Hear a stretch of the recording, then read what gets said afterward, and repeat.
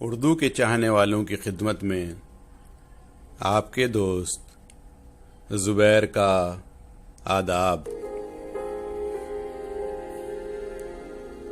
वो अक्सर मुझसे कहती थी,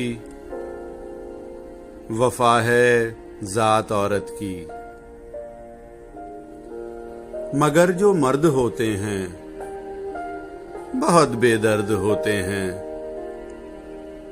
किसी भंवरे की सूरत गुल की खुशबू लूट लेते हैं।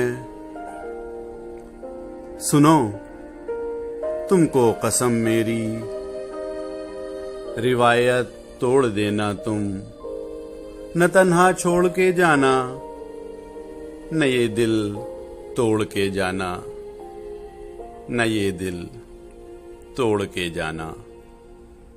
मगर फिर यूं हुआ एक दिन, मुझे अनजान रास्ते पर अकेला छोड़कर उसने, मेरा दिल तोड़कर उसने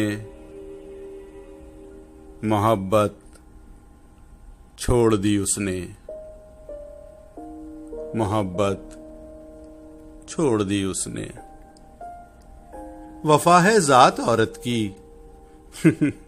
रिवायत तोड़ दी उसने, रिवायत तोड़ दी उसने।